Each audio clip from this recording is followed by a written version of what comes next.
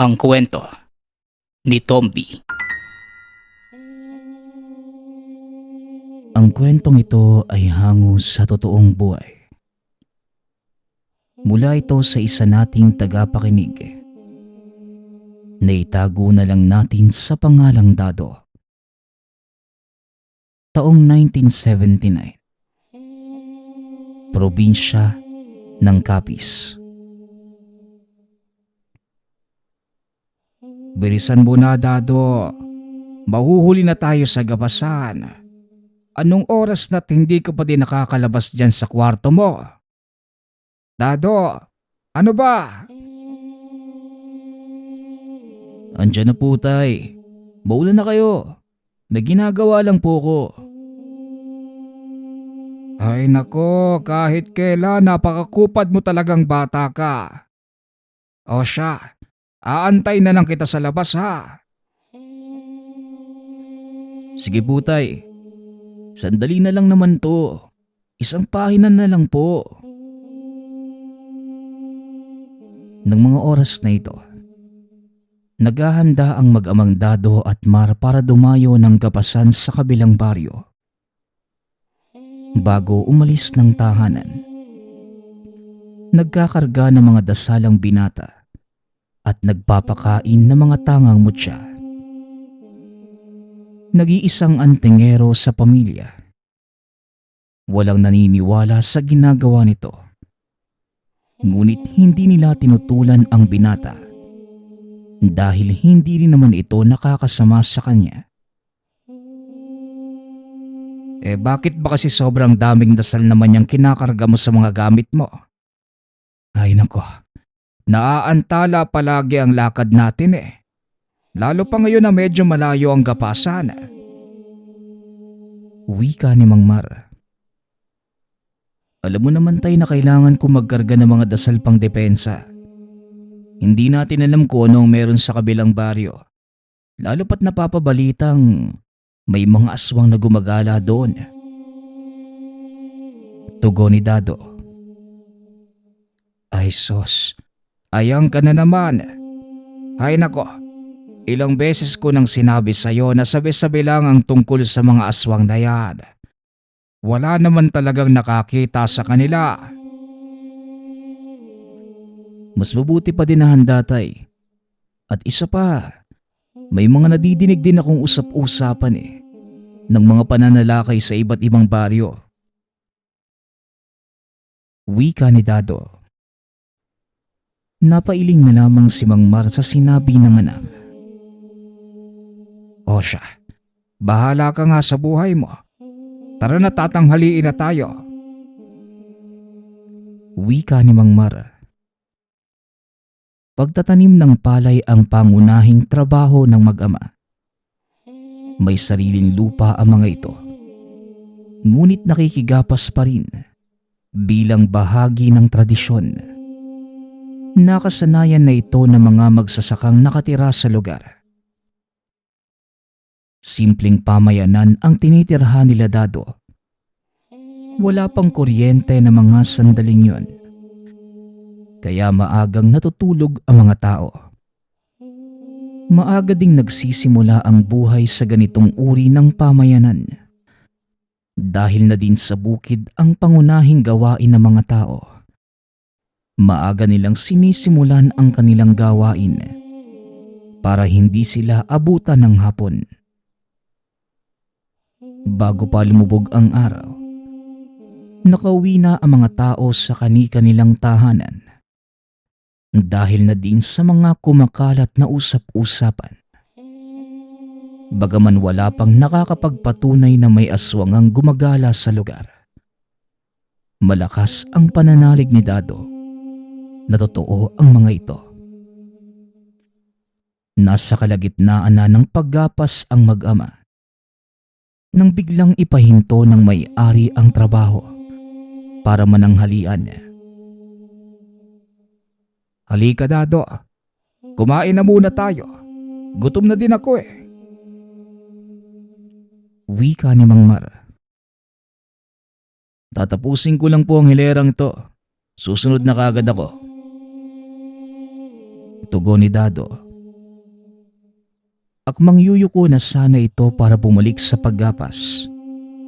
Nang mapansin ito ang dalawang lalaking nakatitig sa kanya.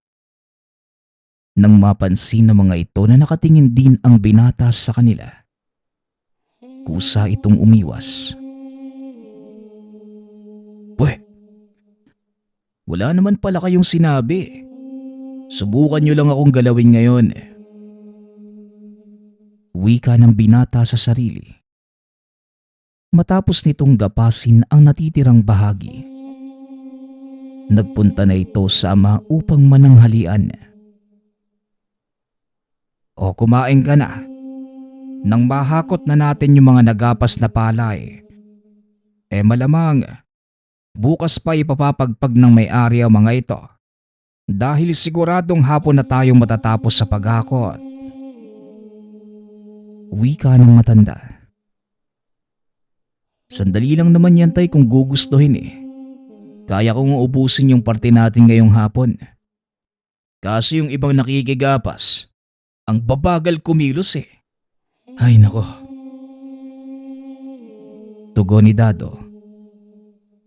Pwede bang hinaan mo lang yung boses mo? Nadidinig ka ng mga kasama natin oh. Pag-awat na matanda. Dahil nakatingin na sa kanila ang ilan sa mga kasamahan. Kaya mo lang sila tay. Totoo naman yung sinasabi ko eh. Parang hindi nagmamadaling matapos yung gawain. Ang kukupad eh. Sila lang din naman yung makikinabang kung bibilisan nila yung kilos. Yang bunganga mo talaga kahit kailan. Alam mong nakikidayo lang tayo, kaya makisama ka. Wika ni Mang Mar. Nanahimik na lamang si Dado. Dahil alam nitong mahabang diskusyon lamang ang mangyayari kung patuloy siyang sasagot. Kinahapunan habang pauwi. Muling kinausap ni Mang Mar ang binata. Ikaw na lang ang bumalik bukas para ipagpag yung mga ginapas natin. Siguradong mahigit 6 na sako lang din naman yon. At ang makukuha mong parte, 1 sako at kalahati lang. Wika ni Mang Mar. Ako nang bahala doon tay. Pero saan ka ba pupunta bukas? Tanong ng binata. Kailangan kong lakarin ang papeles ng ating lupa dahil ilang buwan na itong hindi nababayaran sa munisipyo. Mamaya magulat na lang tayo. Malaki na pala ang amilyar ng lupa natin. Tugon ng matanda. Habang naglalakad, napansin ni Dado ang 2 kalalakihang nakasunod sa kanila. Patuloy lang sa pagkukwento ang matanda. Ngunit wala na sa kanya ang atensyon ni Dado. Huminto ito upang kumprontahin ng 2 lalaki. Ngunit nang lingunin ng binata ang mga ito, mabilis namang nagsipag-iwas. Anak nang, kanina pa kayo ah. Ano bang problema nyo? Bakit nyo kami sinusundan? Sigaw ni Dado. Ngunit hindi sumagot ang 2. Sa halip ay nagpatuloy na ang mga ito sa paglalakad. Ano ka ba namang bata ka? May bala ka pang makipag-away sa mga taga rito. Umayos ka nga Dado. Masyado mong inilalagay dyan sa ulo mo ang pagkakaroon mo ng anting-anting.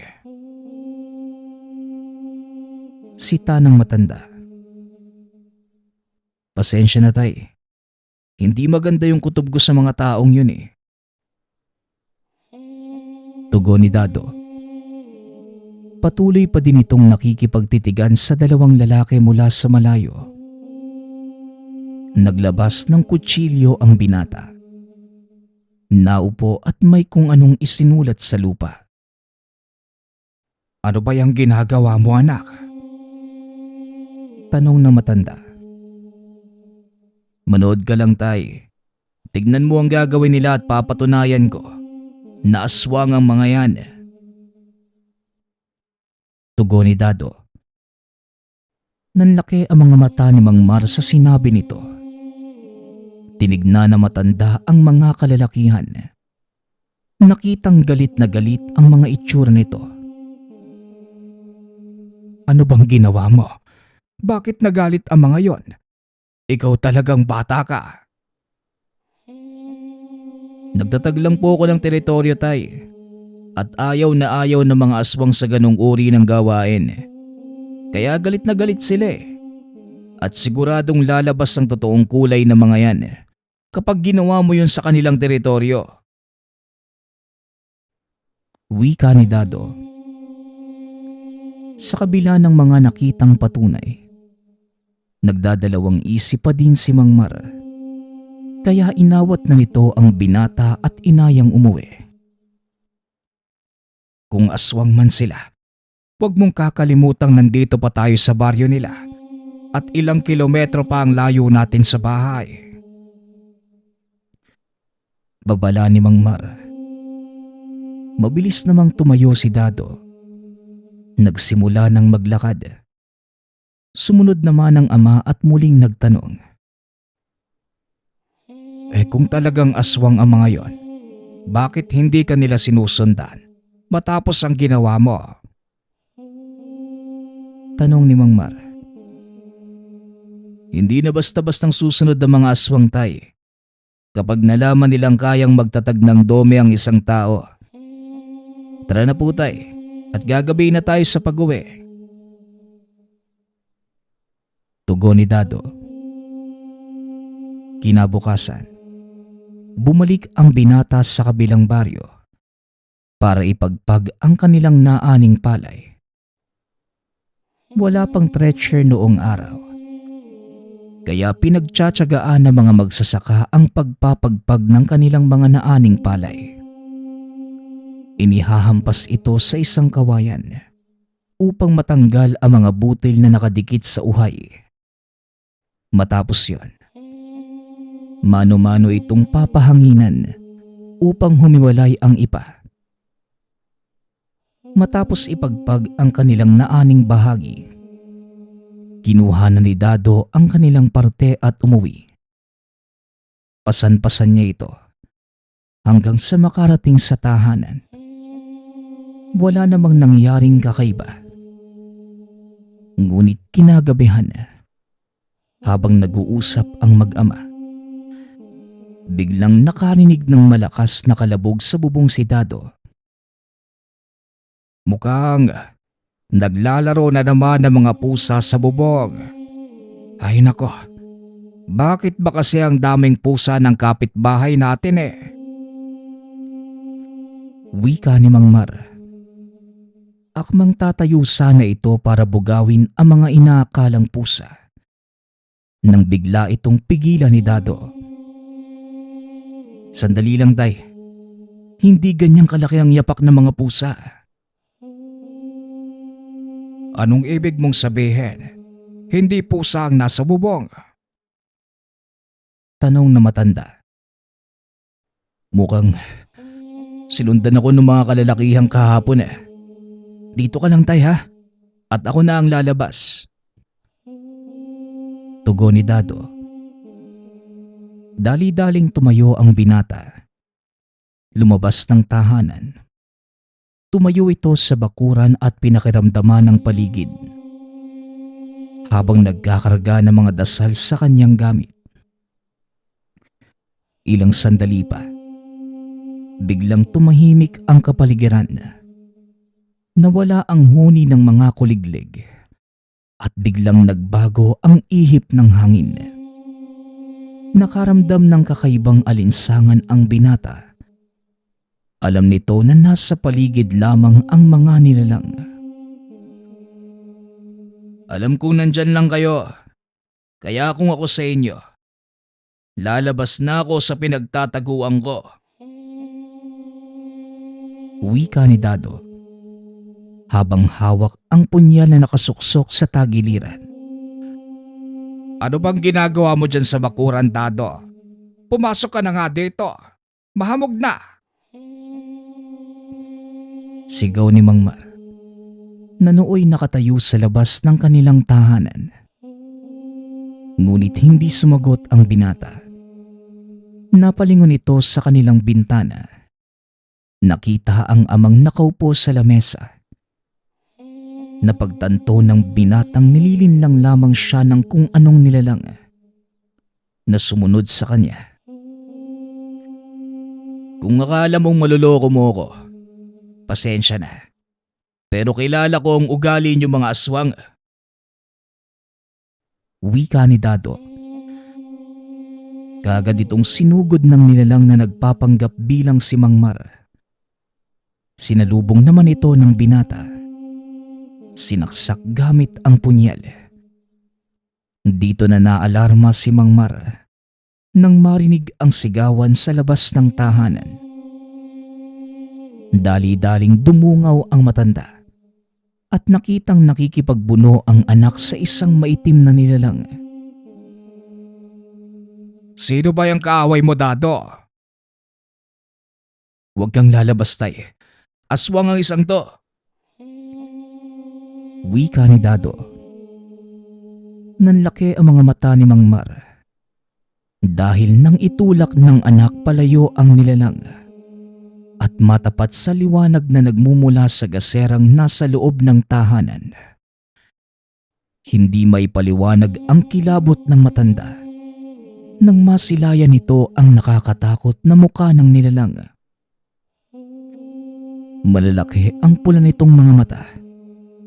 Walang ilong at punong-puno ng pangil ang malaking bunganga. Nakalabas din ang napakahaba nitong dila.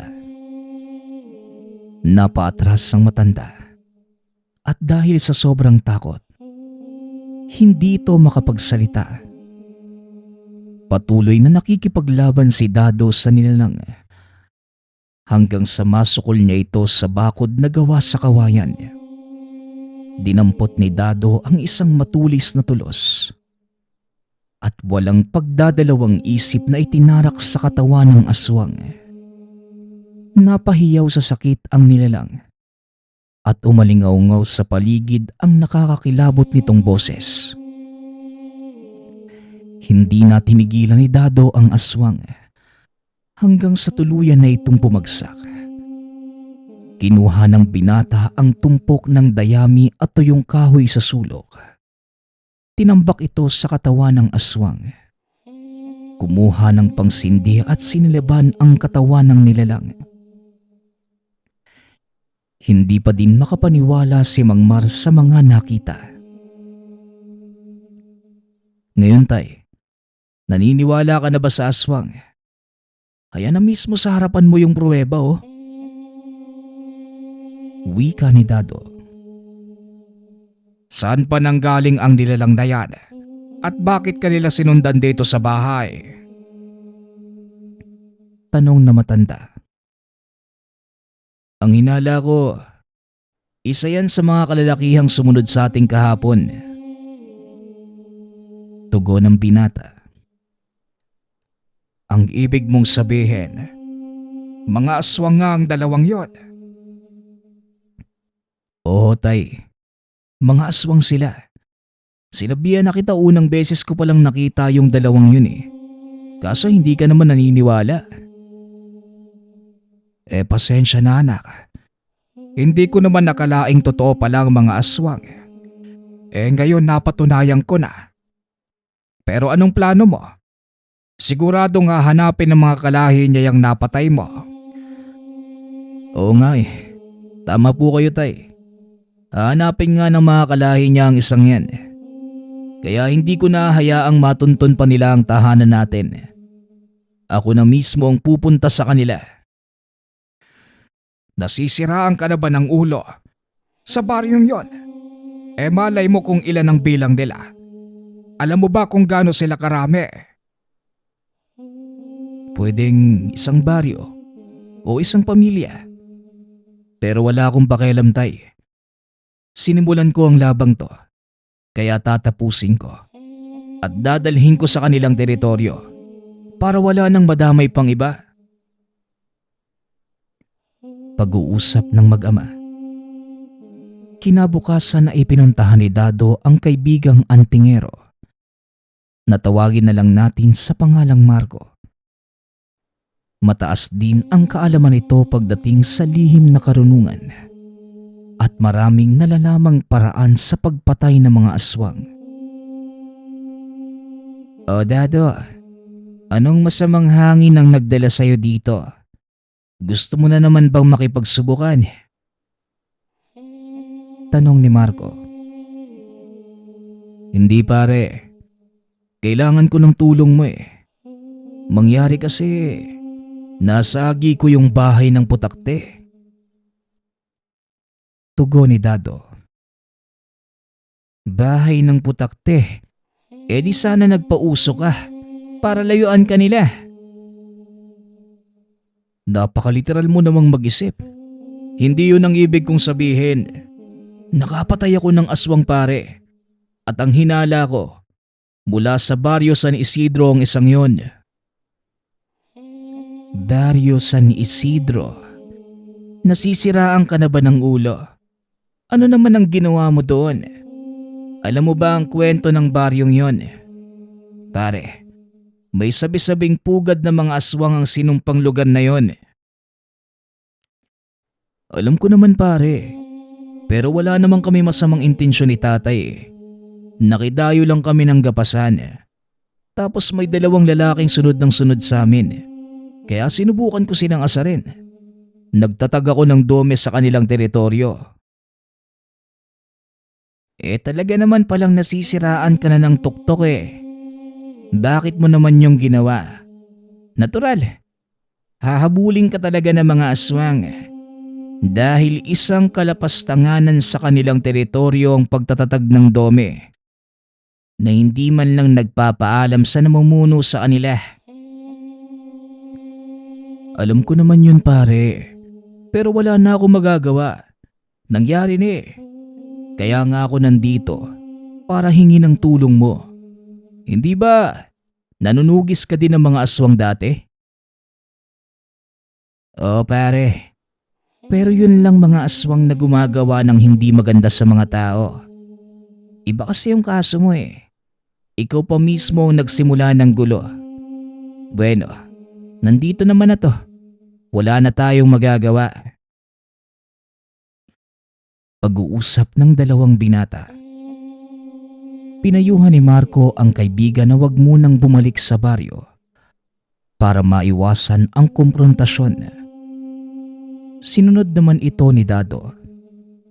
Ilang araw ding nanatili sa kanilang tahanan ang binata. Hanggang sa natapos ang buwan ng gapasan. Nang mga sandaling yon, naghahanda na si Mang Mar para magtanim ng palay sa kanilang lupain.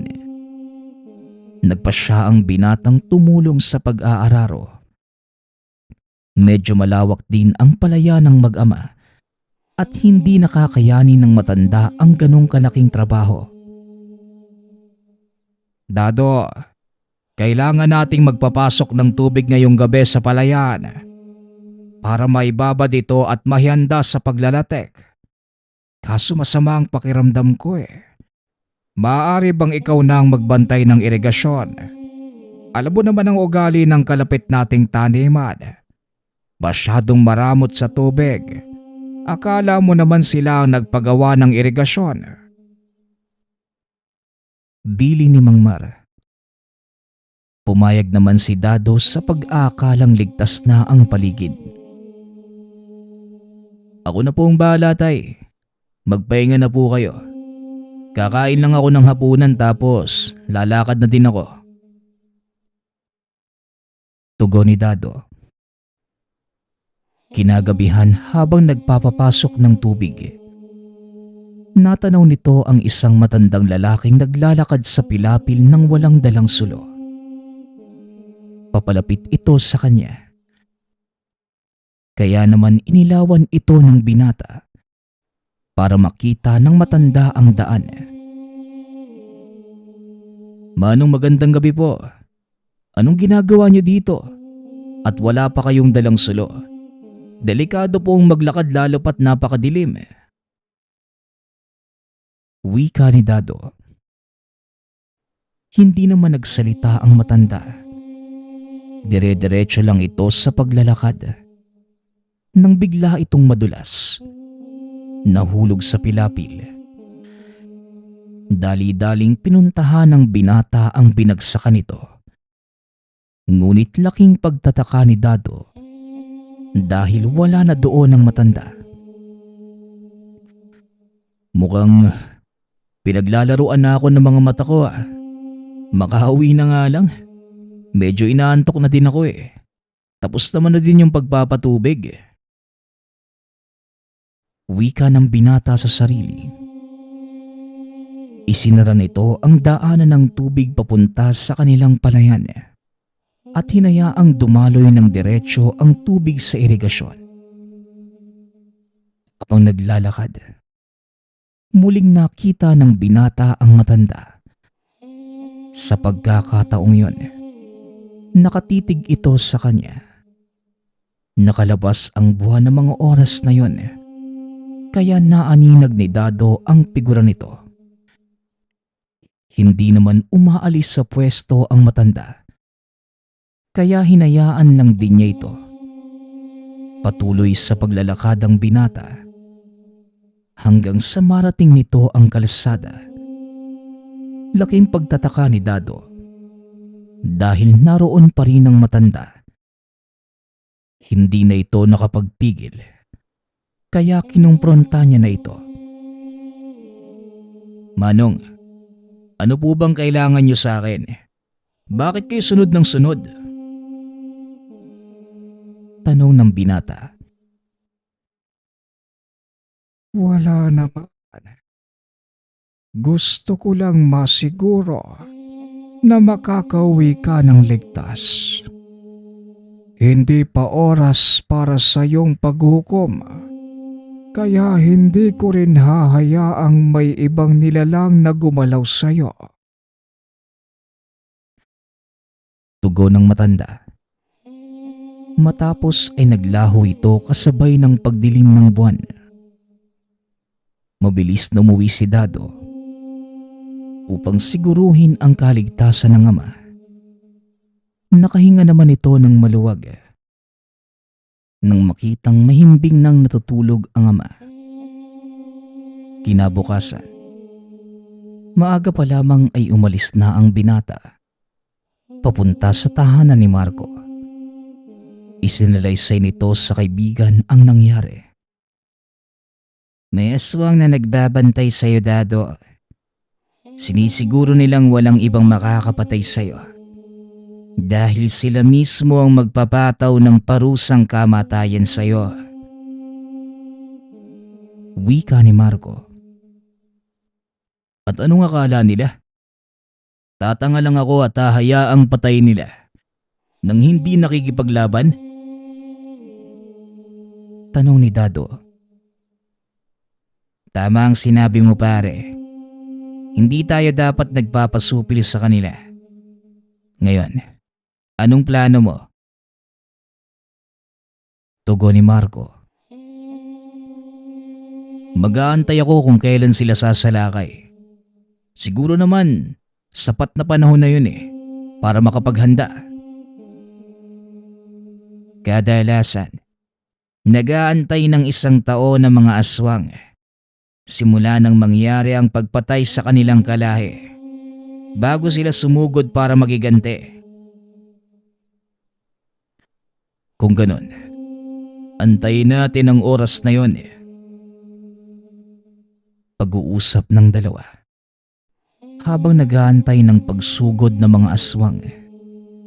Naghanda na sina Marco at Dado. Gumawa ng mga pangontra at karagdagang proteksyon laban sa aswang ang mga ito. Makalipas ang ilang buwan, sumapit na naman ang gapasan. Muling nagbalik sa baryo San Isidro si Dado at sa pagkakataong yun, kasama na si Marco. Dito nagsimula ang lahat. 1 taon na ang nakakaraan, Marco. Kaya siguradong dito din magwawakas ang lahat. Wika ng binata. Isa lang ang babala ko sa'yo pare. Nasa baryo tayo ng mga aswang kaya mag-iingat ka pa din. Dahil maaaring mabaliktad ang lahat. Tugon ni Marco. Alam ko yung pare. At hindi din ako basta-bastang sasalakay ng hindi handa. Muling wika ni Dado. Nagpatuloy sa paggapas ang dalawa habang nakikiramdam sa paligid. Nasurpresa si Dado dahil walang nangyaring masama sa kanila. Hanggang magtanghalian, inaya pa sila ng mga taga-baryo para kumain. Nag-aalinlangan pa ang dalawa nung una. Ngunit nang buksan ng isa sa mga taga-baryo ang malaking kalderong punong-puno ng kanin, nakahinga ng maluwag si Dado dahil ang buong akala nila ay kung ano na ang laman ng malaking kaldero. Sumalok ng kanin si Marco. Nagdala ng sariling ulam ang dalawa para makasigurong hindi sila malalason o mayanggaw ng mga aswang. Naupo ang mga ito sa paanan ng isang puno at nagsimulang kumain. Sa hindi kalayuan, nakaupo naman ang pangkat na mga kalalakihang may dalading sariling kaldero na punong-puno ng karne. Inaya pa ng mga ito si Marco. Ngunit tumanggi ang binata dahil sa kakaibang amoy na nagmumula sa kinakaing karne ng mga ito.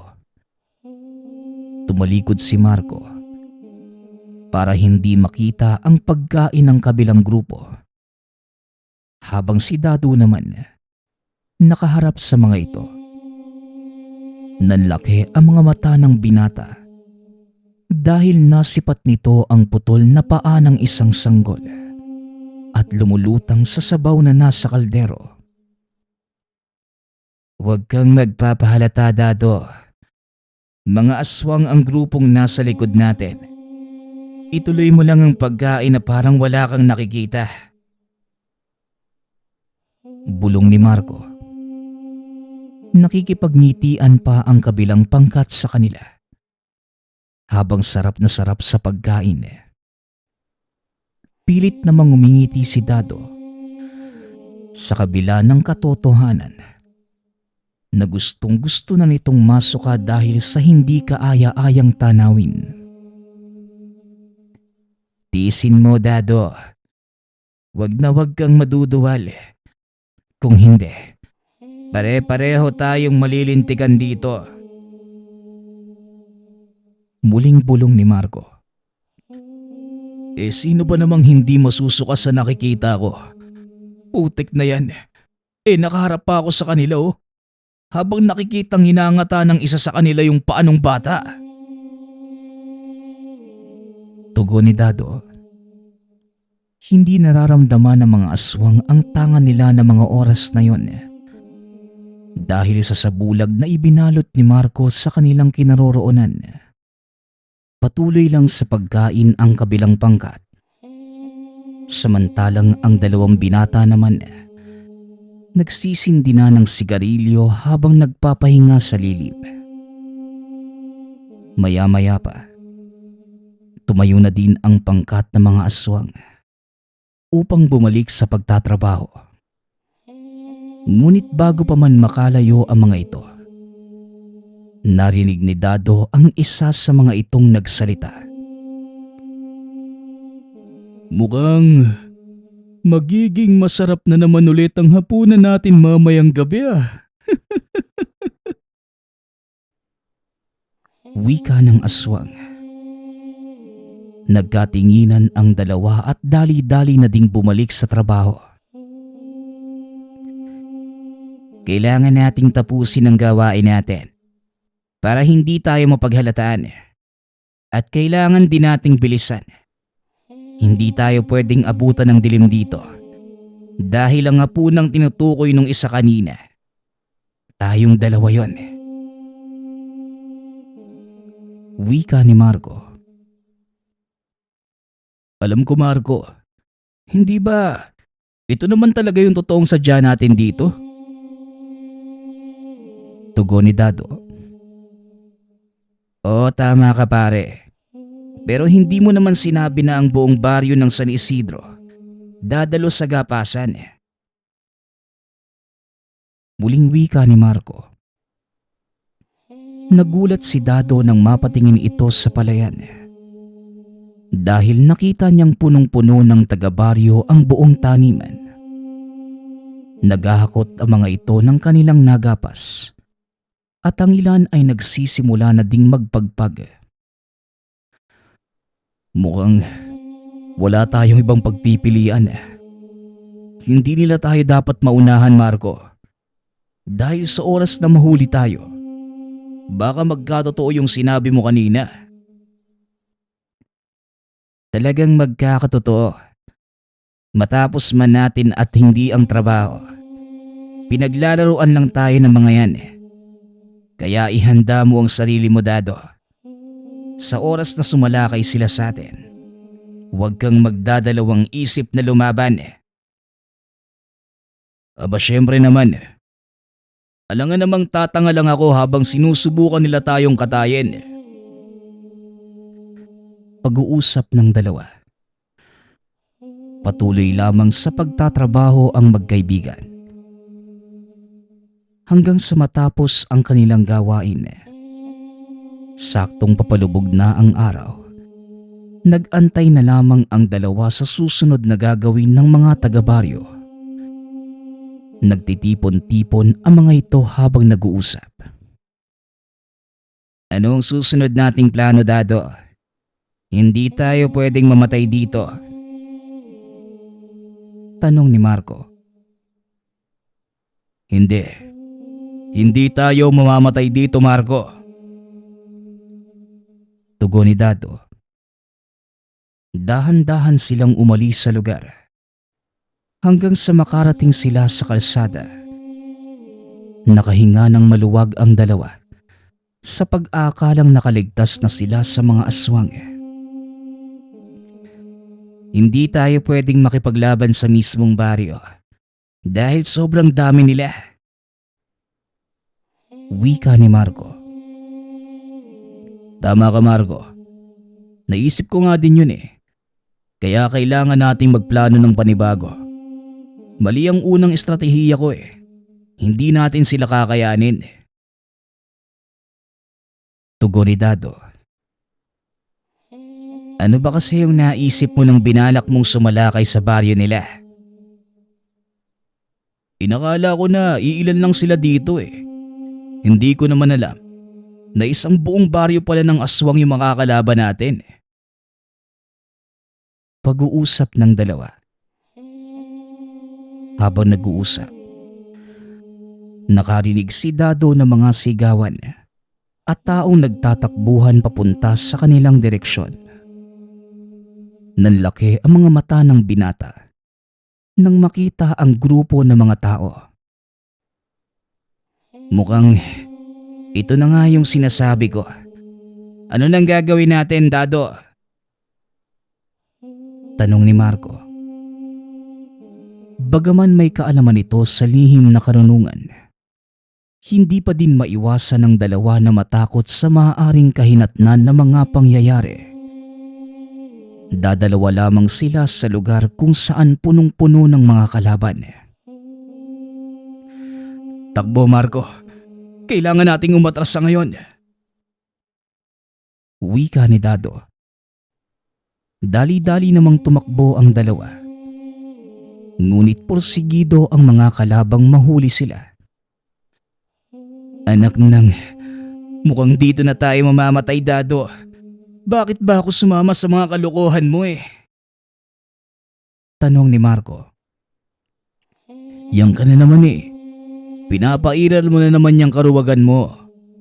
Marco, tandaan mo, pareho tayong may kaalaman.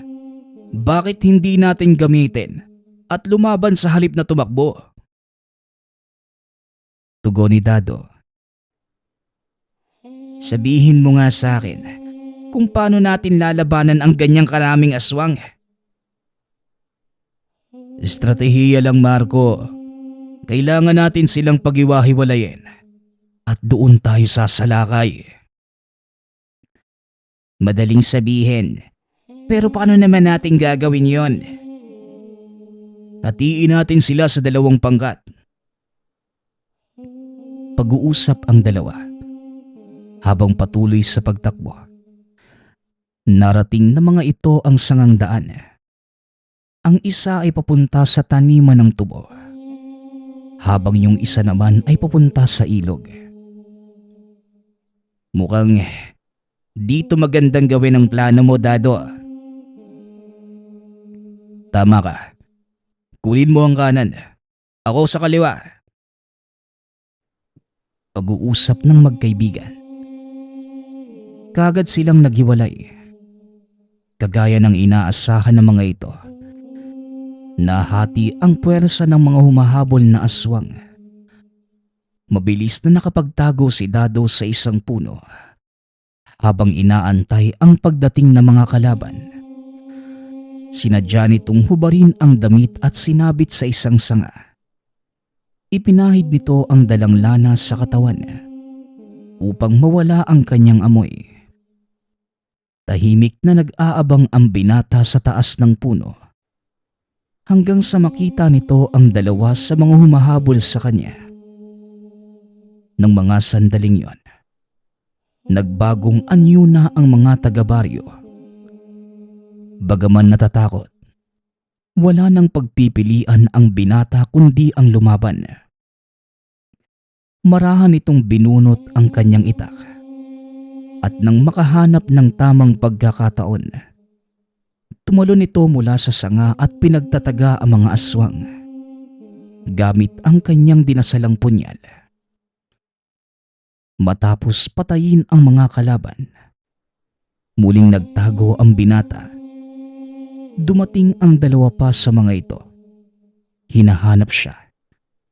Ngunit dahil sa taglay na sabulag mula sa lana, hindi ito maamoy ng mga aswang. Kapag nagtatago, nag-usal na mga dasal pang tigalpo ang binata. Ibinato ito sa 2 kalaban. Nanigas ang katawan ng mga aswang. Saka pa lamang nagpakita ang binata. Pinugutan ng ulo ang mga ito. Tumakbo papunta sa ilog ang binata. Muling nagtago. Sa pagkakataong yun, higit sa 5 katao ang nakita nitong naghahanap sa kanya. Tahimik na nakatago sa talahib ang binata habang patuloy na nag-aantay ng tamang pagkakataon. Samantalang si Marco naman, sabay-sabay na hinarap ang mga kalaban. Tiwala ito sa taglay niyang mutya ng kidlat na sinamahan ng dasal ng infinito at atardar. Hindi rin nakakaramdam ng pagod ang binata dahil sa tangan nitong mutya ng ngipin ng kalabaw. Kaya naman sisiw sa kanya ang mahigit 10 kalaban. May kalakihan din ang katawan ng binata at nakatulong ito para tuluyan niyang matalo ang mga aswang. Matapos makipaglaban, pinuntahan ni Marco si Dado. Alam nito kung paanong lumaban ang kaibigan. Kaya siguradong hindi pa nito tuluyang natatalo ang mga humabol sa kanya. Hindi nga nagkamali si Marco dahil nadatna nitong nagmamasid sa paligid ang 5 aswang. Hoy, sinong hinahanap niyo? Sigaw ng binata. Nagsipaglingunan naman ang mga aswang. Sinugod si Marco. Kinuha naman ni Dado ang pagkakataon para lumabas sa pinagtataguan upang tulungan ang kaibigan. Nagawa nilang ubusin ang 5 natitirang aswang.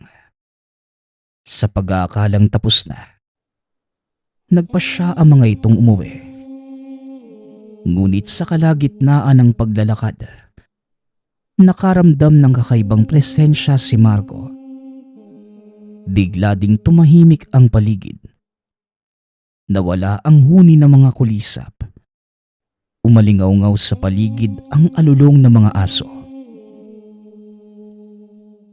Hindi maganda ang pakiramdam ko, Dado. Mukhang hindi pa tapos ang laban ah. Wika ni Marco. Mukhang may isa pa tayong problema. Tugon ni Dado. Biglang nagsalubong ang magkabilang dulo ng kawayan. Isang lalaki ang nagpakita sa gitna ng daan. Wala itong damit pang itaas. Nakatayo ang buhok. Ang lakas ng loob niyong pasukin ang nananahimik kong baryo. Walang ginawa sa inyo ang aking mga kababaryo. Pero anong ginawa niyo? Ginambala niyo ang katahimikan namin. Wika ng lalaki. Teka, sandali lang. Kilala ko ang boses na yan eh. Wika ni Marco. Ano bang ibig mong sabihin, Marco? Si Mang Minandro ang taong yan. Ang pinuno ng baryo San Isidro. Naku po, naloko na. Bakit naman? Anong meron sa taong yun? Hindi mo ba alam na isang bantog na aswang si Mang Minandro? Hindi ako mangangahas na lumaban sa taong yan. Pag-uusap ng dalawa. Isang bagay lang ang tanong ko sa inyo. Ano ang ginawa ng mga kababaryo ko? At bakit humantong sa ganito ang lahat? Muling tanong na matanda. Mawalang galang na ho sa inyo, Mang Minandro. Ipinagtatanggol ko lang ho ang sarili ko. Ang mga tao mo ang unang sumugod sa amin ng tatay ko. Tugon ni Dado. Ang nakarating sa akin, kayo ang unang sumalakay at pinatay pa ninyo ang aking pamangkin. Gaano katotoo ang narinig ko? Tinitigan ni Marco si Dado dahil wala itong kaalam-alam sa mga nangyayari. Anong ibig niyang sabihin? May ginawa ka bang hindi ko alam, Dado? Tanong ni Marco. May pinatay akong aswang sa aming bahay. Sinunog ko ang katawan ng isang yon. Sinugod niya kami ni tatay sa mismong bakura namin. Tugon ni Dado. Nagulat si Mang Minandro sa sinabi ng binata. Dahil iba ang nakarating na kwento sa matanda. Ang nakarating sa akin, binihag niyo ang isa sa aking mga kababaryo at pinatay sa inyong bakuran. Ngayon, sino sa inyo ang nagsisinungaling? Agom. Kitang-kita ko po kung paano niyang tinalian si Matias. Dinala po sa kanilang tahanan. Wika ng isa pang aswang habang nakaturo kay Marco.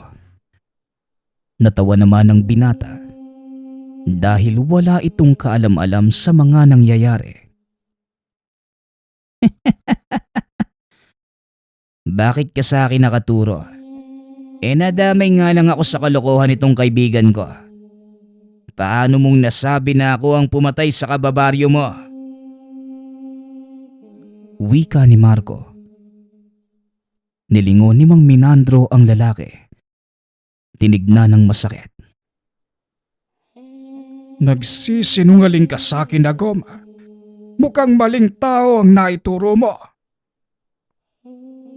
Wika ng matanda. Hindi po, Kapitan.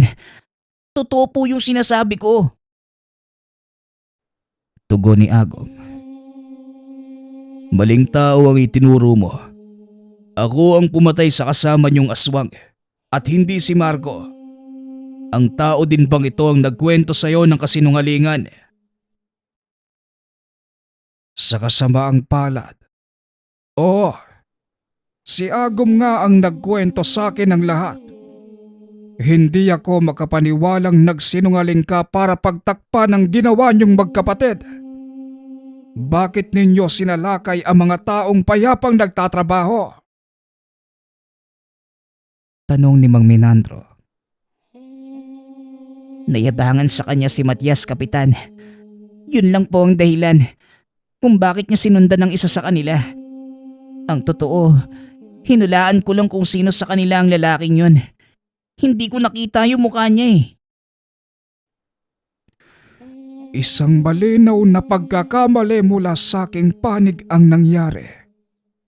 Ngunit hindi pa din makatarungan ang ginawa niyong pagpatay kay Matias. Wika ng matanda. Hindi ko din ginusto yung nangyari. Kung hinayaan ko siya, Manong, malalagay sa kapahamakan ng buhay ng tatay ko. Kung nagawa ko man siyang patayin, patawarin niyo ako. Ginawa ko lang sa tingin kong tama. Ano pa man ang gawin natin dito, wala na tayong magagawa pa. Hindi na may babalik ang mga nawalang buhay. Magsilbi na lang sana itong aral sa bawat panig. Wika ni Mang Minandro. Akmang aalis na sana ang matanda. Nang bigla namang sumugod si Agom. Kung hindi mo kayang patayin ang mga taong to, ako na ang gagawa. At isusunod kita, Mang Minandro. Wala kang kwentang pinuno. Sigaw ni Agom. Sabay sugod kay Dado. Mabilis naman itong nasangga ni Marco. Tumigil ka na. Nagkasundo na ang bawat panig. Kaya huwag ka nang gumawa ng kahit anong makakasama para sa lahat. Wika ni Marco. Habang itinutulak palayo si Agom. Hindi kita masisisi kung magagalit ka ng ganyan, Agom. Kung gusto mong bigyan ng katarungan ng kamatayan ng kapatid mo, ibinibigay ko na sa iyo ang kapasyahan. Karguhin mo ang magiging resulta ng gagawin mo. Tugon ni Mang Minandro. Matapos ay naglakad na ito palayo. Sa tingin mo, makatarungan ba itong ginagawa mo, Agom? Mamamatay ka rin lang dito. At sigurado kung hindi ito ang gustong mangyari ng kapatid mo. Wika ni Dado. Hindi ako magkakaganito. Kung hindi mo pinatay ang kapatid ko, kasalanan mo ang lahat ng to. Tugon ni Agom. Habang nagpapalit ng anyo. Nakatitig lamang si Marco kay Mang Minandro. Nakatayo lamang ito sa isang sulok habang pinagmamasdan ang nangyayari. Nakikiramdam lang si Marco kung ano ang maaaring gawin ng matanda. Sumugod si Agom papunta kay Dado. Dali-daling binunot ng binata ang itak upang salubungin ito. Pasensyahan na lang tayo. Pero hindi ako pwedeng mamatay sa lugar na to. Wika ni Dado. Naglapit ang dalawa. Winasiwas ni Dado ang kanyang itak. Tinamaan sa kamay si Agom. Inakala nitong walang epekto ang itak sa kanya. Ngunit nagulat ang kalaban nang makita ang napakalaking sugat na natamo. Paanong tumalab ang itak mo sa akin? Ang talim ng itak na ito ay dinasalan.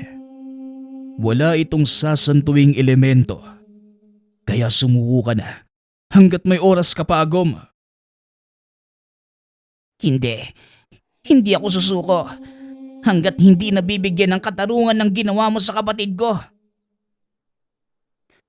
Pag-uusap ng dalawa. Muling sumugod si Agom. Sinalubong naman ito ni Dado. Sa bawat pag-atake ng aswang, ay siya namang pagtama ng itak ni Dado sa kanyang katawan. Hindi maghihilom ang mga sugat na yan, Agom. Mauubusan ka lang ng dugo at mamamatay kapag pinagpatuloy mo pa ito. Wika ni Dado. Napaluhod na ng mga oras na yon si Agom, na tila inaantay na lamang ang kanyang kamatayan. Ginusto niyang mamatay sa kamay mo, Dado. Ngayon, ibigay mo sa kanya ang karangalan. Wika ni Mang Minandro. Naglakad si Dado papunta kay Agom. Itinutok ang dulo ng itak sa leeg nito. Bahagyang lumuhod si Dado para bumuelo at buong lakas na itinarak ang itak sa leeg ng aswang. Hindi ko gustong mangyari to. Ikaw ang nagdala sa sarili mo sa kapahamakan. Patawarin mo sana ako kung napatay ko man kayong magkapatid. Pinagsisisihan ko ang nagawa kong to. Wika ni Dado, sabay tapon ng hawak na itak. Kung sa tingin mo ay tama ang ginawa mo, wala kang dapat pagsisihan, Dado. Tugon ng matanda, sabay lakad palayo. Tama ang matanda, Dado. Wala kang dapat pagsisihan. Tara na, umalis na tayo dito. Wika ni Marco. Dali-daling umalis ang dalawa sa lugar. Matapos ang kaganapang yon, hindi na muling bumalik ang binata sa baryo San Isidro. Maraming taon ang nakalipas. Laking gulat ng mga tao dahil biglang naging abandonadong lugar ang buong baryo. Wala ni isa sa mga aswang ang naiwan. Sinunog din nila ang kanilang mga tahanan. Hindi akalain ni Dado na mangyayari ang lahat ng yon. Dahil lamang sa hindi pagkakaunawaan. Sa tuwing mapapadaan ang binata sa lugar, naaalala nito ang mga pangyayari na patuloy na umuusig sa kanyang konsensya. Sa pagdaan pa ng maraming taon, may ilang taong nanirahan sa lugar. Nagpatuloy ang tradisyon ng gapasan. Muling nakidayo sina Dado.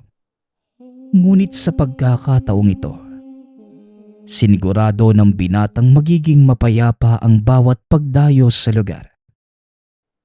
Hindi man naging maganda ang karanasan nito sa baryo. Ngunit may natutunang mahalagang aral ang binata. Ito ay ang huwag pairalin ang kayabangan at hanggat maaari, magpakumbaba. Nagpapasalamat nga pala ako sa lahat ng sumusuporta sa ating channel.